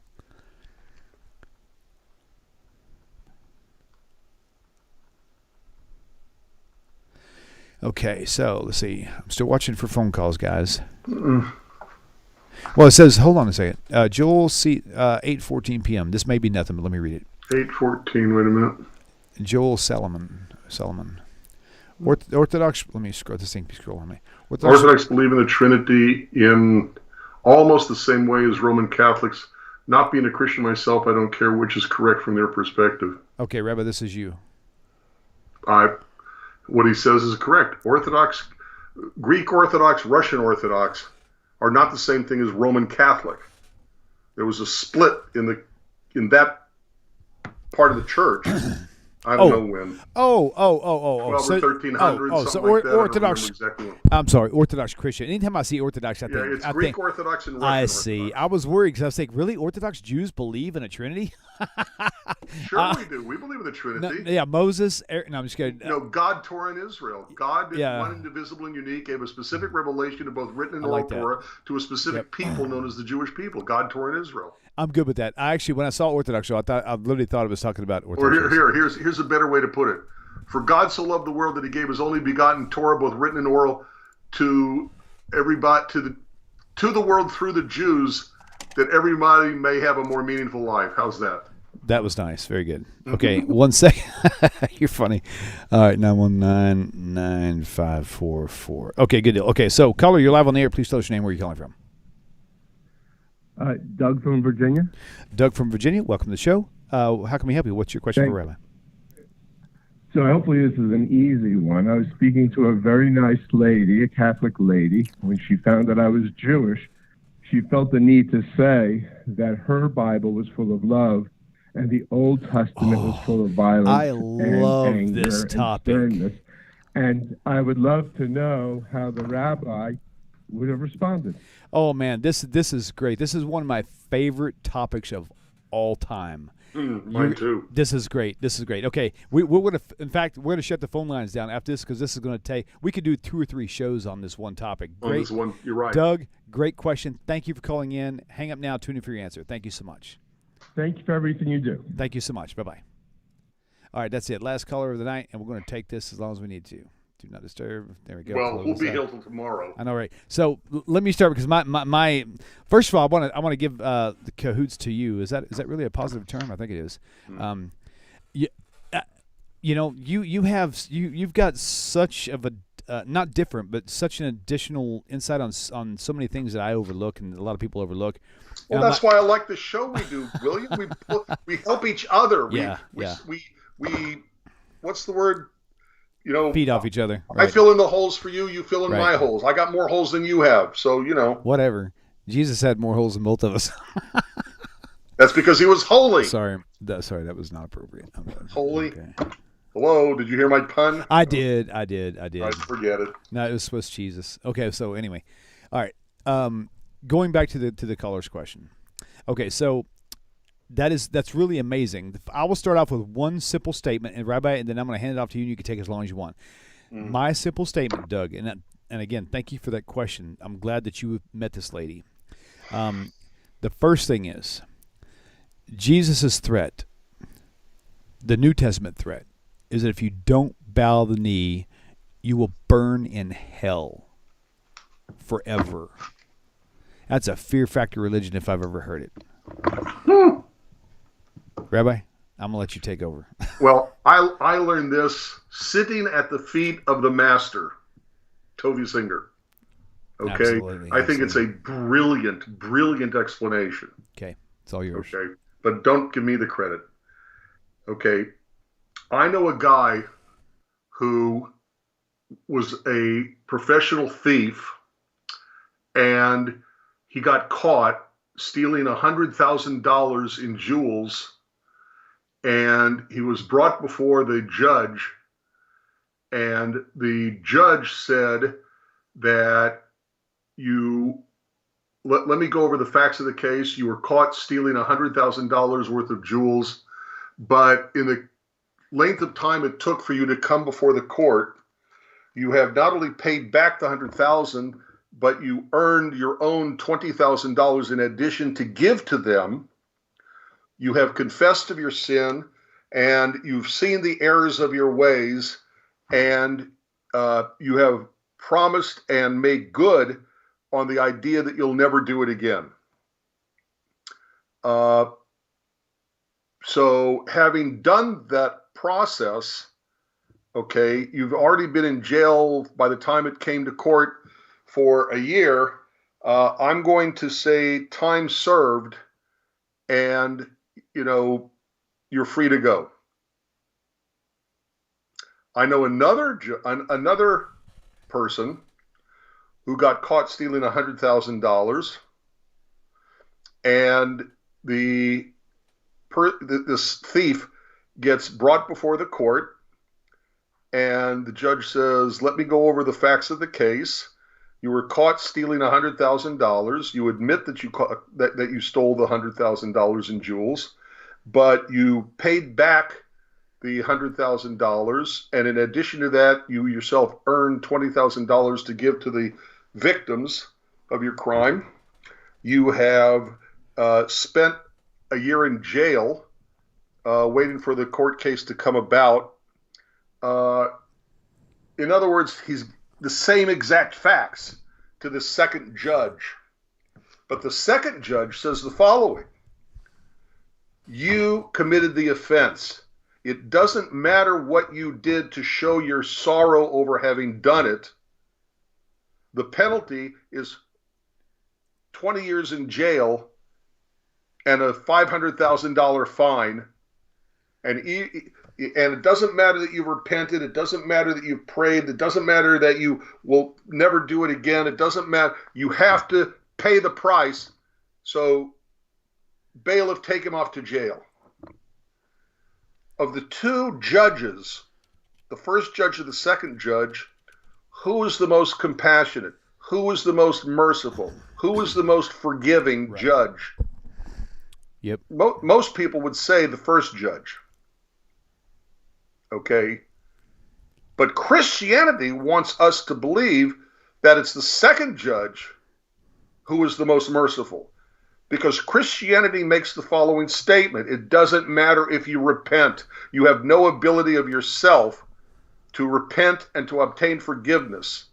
Christianity says that the wages of sin is death, that something has to die for forgiveness to be granted by grace, and therefore the God of Christianity is, give me blood. I need blood. You must give me blood. There has to be blood.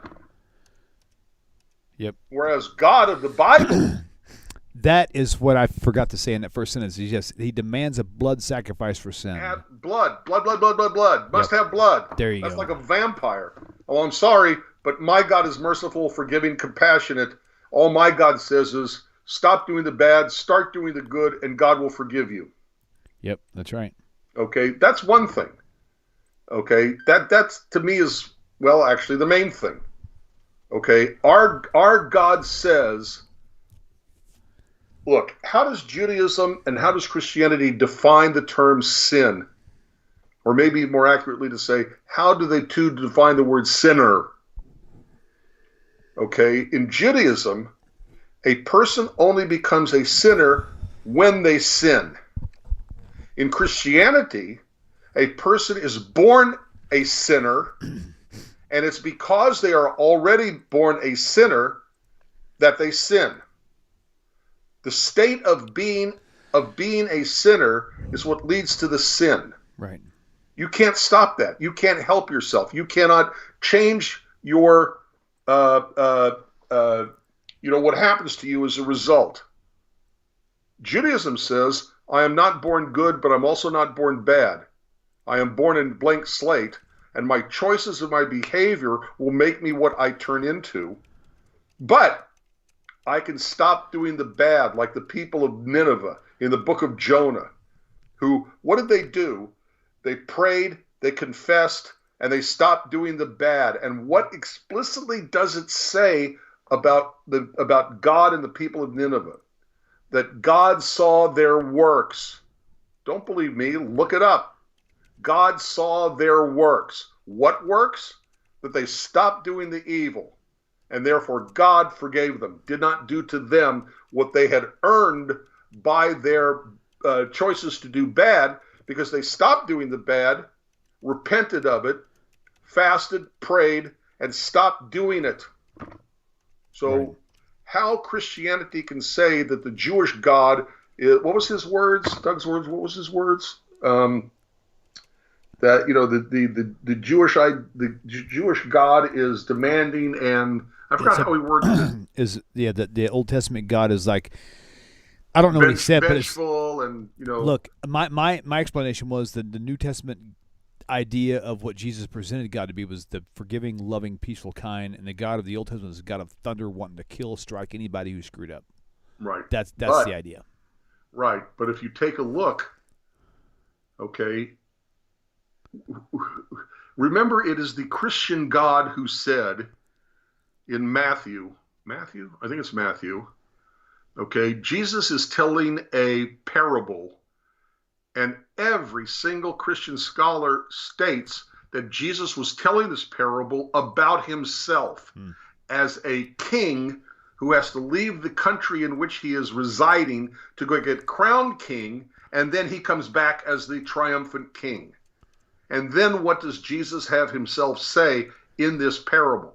Those who will not have me reign over them, bring them forward before me. And slay them for me. This is a God of forgiveness. Slay them before me, yeah, right. Okay? You know, God in December, God in Deuteronomy, starts with a D, God in Deuteronomy 14 explicitly says that you have to have money changers and you have to have sellers of sacrifices at the temple. Okay? Right. So Jesus makes his own whip, according to the Gospel of John, and beats the people there who are designated to be there by God for having money changing and selling of damaged goods, basically. Right, but the Jewish God is the mean-spirited God. Yeah. If you told any Christian that that Jesus said, you know what, if you sin, you can bring me a handful of grain and that'll atone for your sin, they would laugh at you. Right. But that's actually the law. That's the law.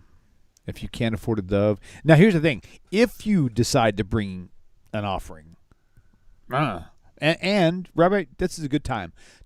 Tell us what kind of sins a blood atonement covered. You don't have to have me tell it. You could tell it. But this is... it explicitly clear the weakest form of finding...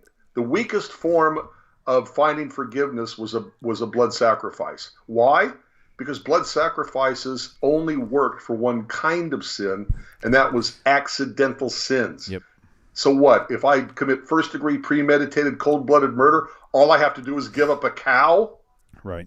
I mean, come on. Look, I'm telling you right now that most of the sins that people in the church deal with on a regular basis, they are premeditated. Very, very. I mean, granted, they do have accidental sins too, but the ones that they deal with on a daily basis, lying to your spouse, being angry, is like you're in the middle. When you're in the middle of being angry, you have the opportunity to stop and say, should I be angry or should I stop? No, I like this. I'm going to go. Boom, but God will forgive me, right? So 90% of Christianity's sins they deal with are like sins that are done on purpose, but blood sacrifices don't cover for that.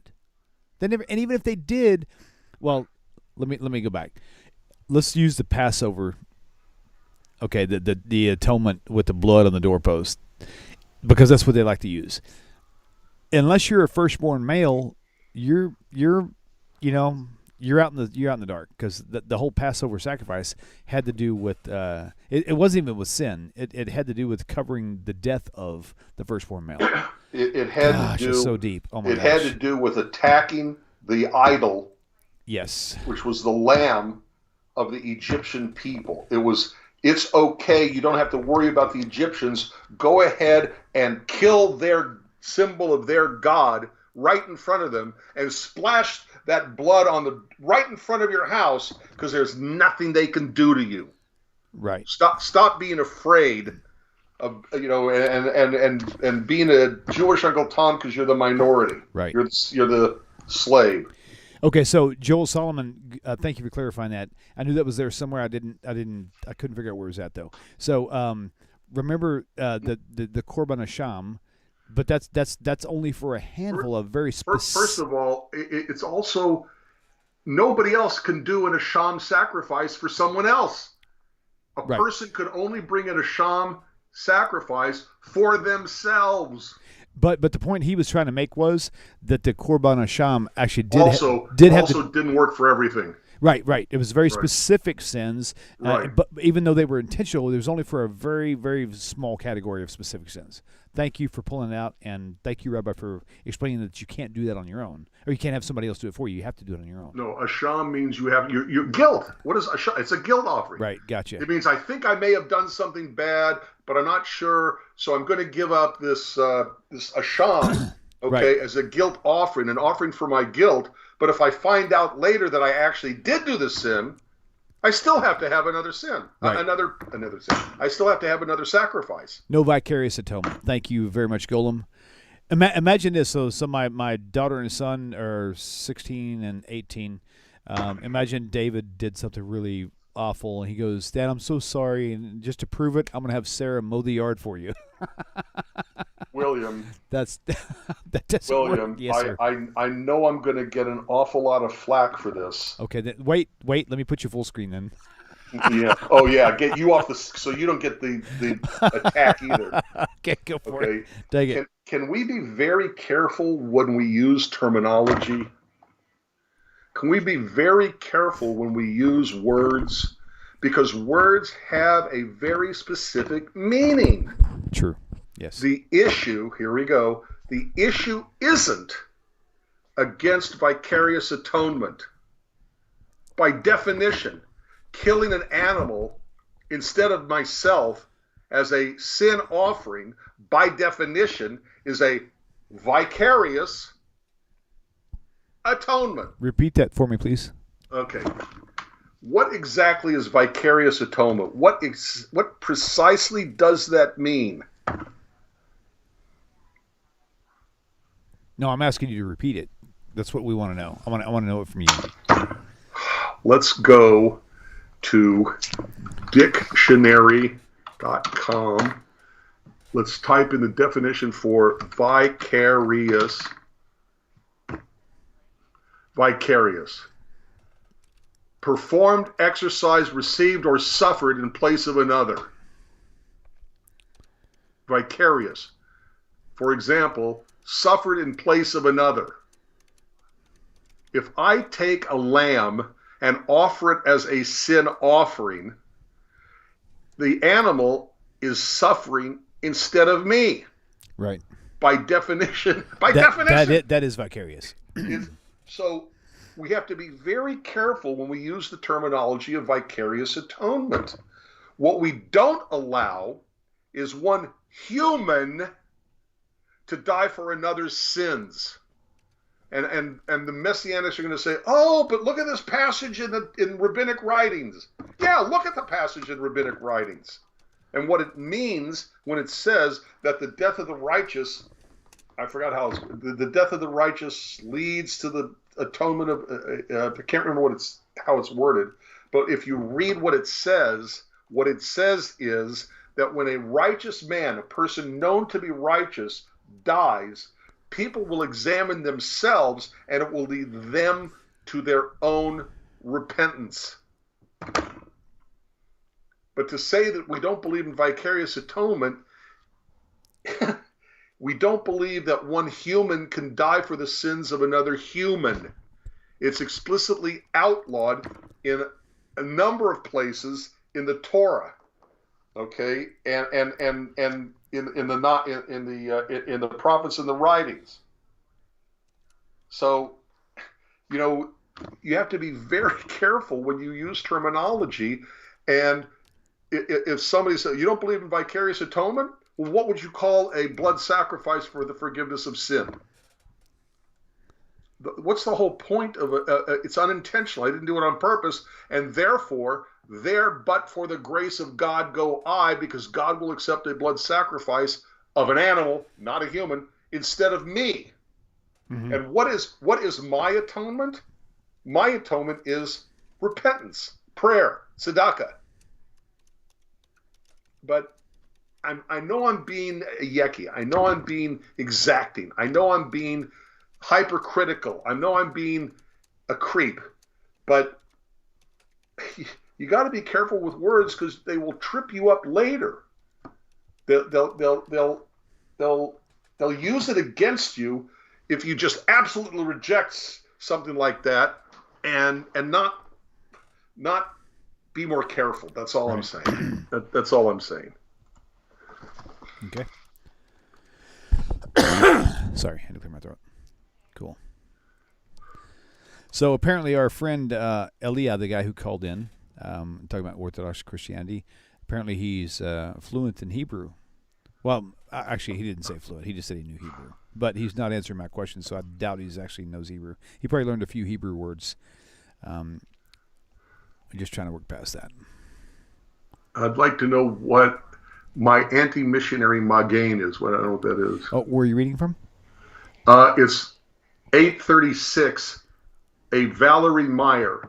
Oh, Valerie. Hey, Valerie, how are you?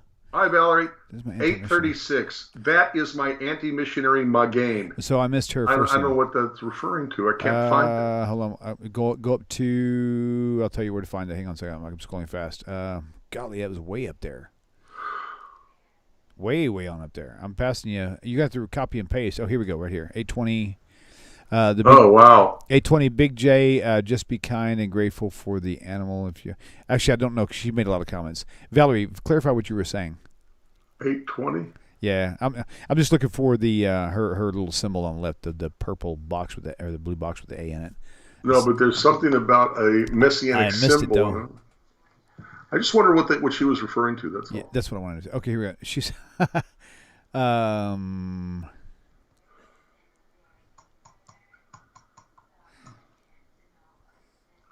No, you're good, Valerie. Don't worry about it. It's all good. Cool. All right. So, where are we at now? I don't see any more questions. Yep, and there's no callers. Well, we got Psalm 49:8. Thank you, Fidel Katzrow. No one can redeem the life of another or give to God a ransom for them. The ransom for a life is costly. No payment is ever enough so that they should live on forever. Psalm 49:8. You also have Deuteronomy 24:16. Every man shall be put to death for his own sin. You've got Ezekiel 18, which somebody referenced. I saw that. I can't find it that quick, but somebody referenced it already, where it says the wickedness of the wicked is on the wicked, right, not on the righteous. Right. That was Ezekiel 18:20. It's all over the place. But the bloodthirst of Christianity. Please don't tell me Christianity is the passionate, compassionate, merciful, and forgiving. Considering how many Jews were mercilessly put to death. Oh, but they're not real Christians. Right. Okay, so just to prove you can learn something new every day, Rabbi, you just maybe learned something new about one of our viewers. Okay. Would you like to know what it is? Sure, because I probably don't know it either. Okay, so Fidel Katzrow has been following Tanakh Talk for years now. I actually saw it. I've never read it. I just kind of glanced at it. I really thought it said Fidel Castro. Until today, till you said Katzrow, I was like, no, Rabbi, you mispronounced it. Fidel Katzrow. Yeah, I said, you mispronounced his name, and I was like, oh my gosh, I've been mispronouncing it all these years. Okay, my bad. Fidel, sorry. We're good. Okay, so here we go. Yeah. All right, well, I don't see much more, y'all. Yep. Well, I guess we could call it a night. That was been a good show. It's been an hour and 45 minutes. Hour and 40, actually. So thank you all for tuning in, guys. Please look. We had over 60. I think we had almost 70 viewers at one time, and I think we've only got 35 likes. Guys, you got to hit that like button. It'll really help the algorithms on the search for this. Let's see. Okay, yeah, there you go. Now Elia, hold on. I can't hang up now. Okay, so Elia says, the guy who called, Alma versus Betula. Yes, but thank you for taking 20 minutes to research that, to find it, because you didn't answer right away, so I know you were looking that up. You do not know Hebrew. Now, most people's arguments are Alma versus Betula. They say, well, it says young maiden. Of course she was a virgin. No, not at all. A young maiden, a young lady in the Jewish concept of life is that's when they have. That's why the cycle for women begin at such a young age, because when they're young is when people they who don't know one olive from a bet try to tell the Jews what the Bible says. Right. That more and more and more, I'm having less and less patience for people who think they know Judaism better than the Jews. They think they know the Tanakh better than the Jews. They think they know Jewish holidays and holy days and life cycle events better than the Jews. So Elia, here's the thing. There is a word, and you saw it. You put the English spelling of it up on there. There is an active word used for virgin in Tanakh. If in fact that was supposed to be a virgin, don't you think the prophet would have used it there? Because that's a very key feature if that's something so important, and he did not. It simply says young maiden. It was avoided. That the term virgin was avoided, and young maiden or young lady was actually used in its place for a reason. And furthermore, it says the young woman. Both they knew who that was at the time. Both the people were aware of who the person was. So you're missing out on so much. You say you know Hebrew. You do not know Hebrew. Your research, your Hebrew is Rabbi Google, and I get that. That's where I started off. But you can't trust that, man. You've been lied to for so long. Well, let's move on. Okay. Antonio writes the following. 840. William, it's 840. Antonio writes, Shalom. How do you deal with Christian and Messianics telling you that he or she is going to pray for you? Oh, that's a good question. Oh, gosh. By the way, William, who is the artist for your theme music? Israel Defense Force, the IDF, and their military band. The military band, yes. I wanted us to use Joe Buchanan. Yes, Go look up Joe Buchanan, but YouTube wouldn't let us. Right. Yep. They were flagging it because it was. I could use his music, but then I wouldn't be able to monetize. And without monetization, I probably couldn't have this show going on, because I need to have every little penny coming in as possible, because this is a self-funded program without you guys. Okay, so Antonio. How do you deal with Christians and Messianics telling you that she is going to pray for you? By the way, William, okay, sorry, I didn't see that part. Thank you we got that out of the way. So now here's my answer. First of all, whenever it's easier for me, because people who know me on Facebook, I have 2 Facebook accounts, by the way. If you find somebody else that says, "Hey, William's he's like living a double life," of course I am. Everybody knows this already. I keep things separate. If it's on my spiritual page, which is the William Hall, if I say, hey, Mom, and this did happen, by the way, my mother, she's still with us today. She's doing great, which is also a testimony within itself. She contracted cancer. She put up a post on her Facebook page, and she had like 25 or 30 people saying, we're going to pray for you. I had like 500 people say we're going to pray. So, the people who were praying, 99% of the people who were praying for my mom were Jews, and she came out okay, so this is good. But the point is, I try to avoid, Antonio, if you're concerned about this, I'm careful about who you tell you need prayers for. Because, here's the thing about Judaism as well. In Christianity, when you have a problem, you tell everybody. And there's many, many reasons for that. If you're in a mega church and you say, oh my God, I couldn't pay my rent because I got a flat tire and I was late for work, they fired me, blah, blah, blah. God doesn't need to help you, because you have like really, really nice people in Christianity, and they want to help you.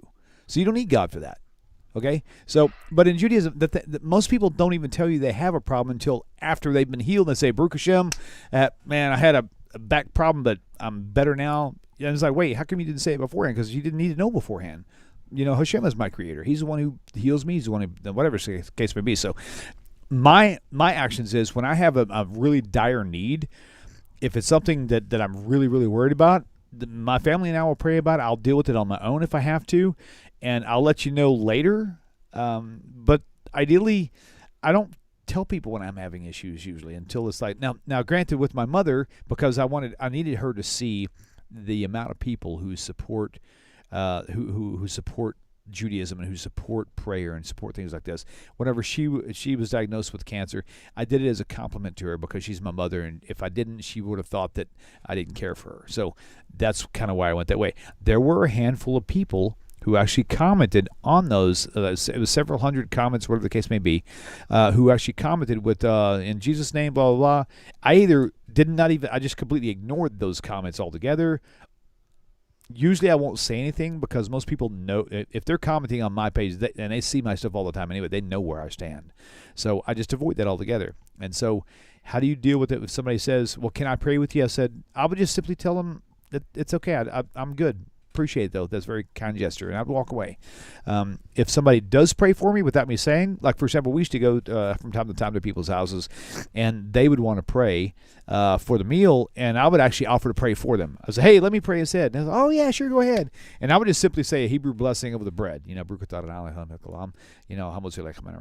they didn't know any better, and it was great for us, and we avoided, any kind of tempting idolatry. So there's just get creative. That's the thing. You don't have to hurt their feelings. You can really divert. You can divert the path altogether. Just think outside the box. We don't want to hurt their feelings because honestly, most people, they don't know any better.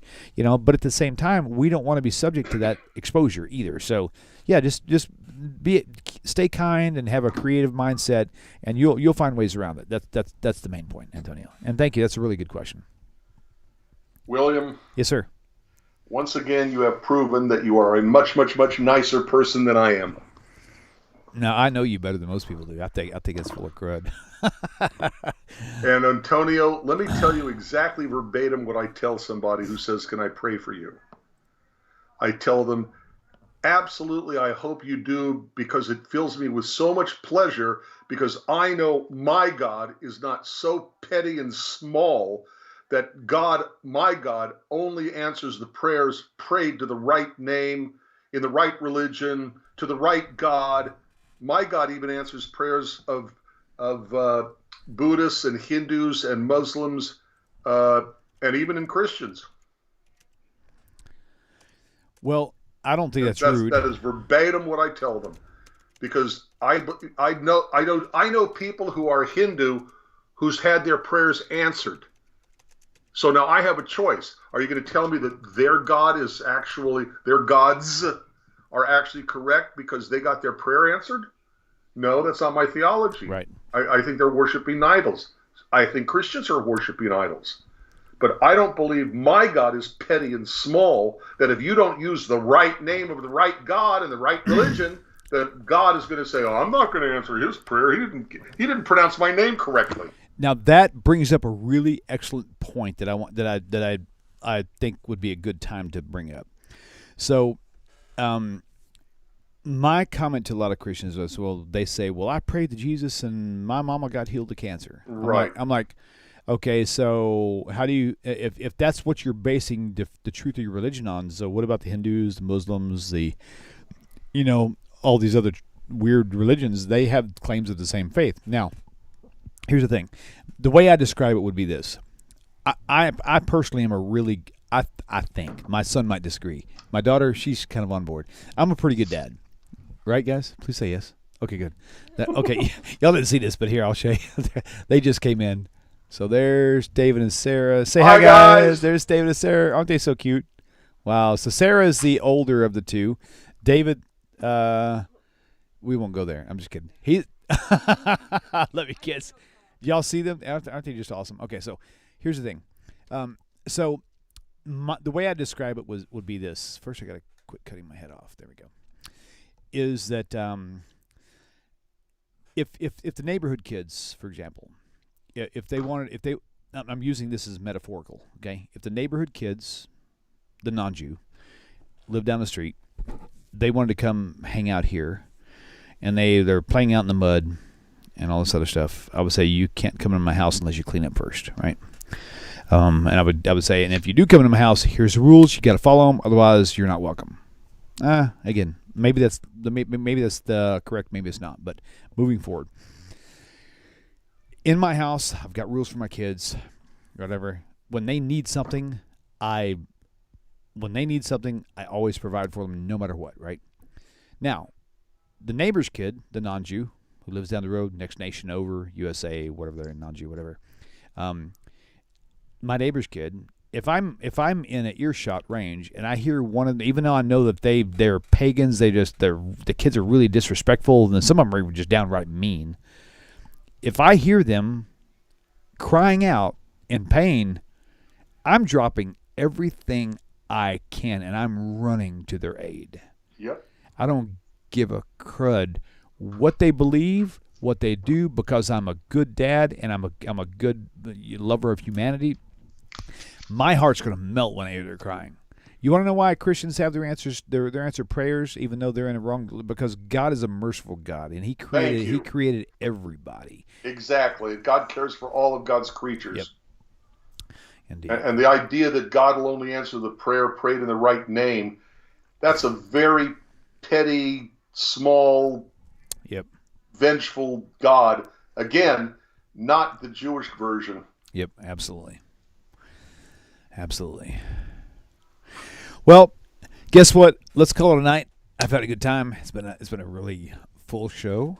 Lots of good content, lots of good Q&A out there, lots of good moderation. Thank you again, Larry, and whoever else is out there. By the way, I don't know if everybody sees the wrench, the little blue wrench next to a name, but that means they're a moderator or a YouTube admin. I think Larry may be the only one with us tonight, but if so, there's quite a few. There's at least a half a dozen anyway. Andrea Weinberg has been a long term. If you guys see that, Rabbi, can you see it on your side? Can you see what next to Larry Beck's name is? Yeah, sure. Okay, so if you see a wrench there, guys, that means they're one of my admins. If they block your comment or if they delete a comment, it's because they're following my instructions. Don't be hating on them. You know, no being rude, no proselytizing. This is a learning channel. You're not coming to teach. If you want to teach, start your own YouTube channel. You know, this is a place where this isn't for you to teach, it's for us to teach. Right. So that's kind of the whole point. So, with all that said, you see anybody? I know Julie was here earlier tonight. I really hope she's doing well. She ended up with COVID, but she's feeling much better now. So we're Christian for that. But yeah, I think Larry is the main one out there tonight. Larry Beck, thank you, brother. I'm looking forward to seeing you sometime really soon. I'm still scrolling. Well, there's a lot of activity tonight. Holy crap. That's awesome. Yeah. Okay, so, all right, well, we'll call it a night then. And, Rabbi, thank you for your time. It was a great show, and we'll see you guys. Guys, subscribe, like. Again, where are we at now? So, 61 now. I got 43 likes. Now they're dropping off. So. If you enjoyed this program, please hit that like button and share. Subscribe, turn on notifications so you don't get missed out on anything. So, guys, have a great night. Rabbi, thank you, and we will see you all on the other side. See y'all later. Shabbat tov, everybody. Take care. Bye.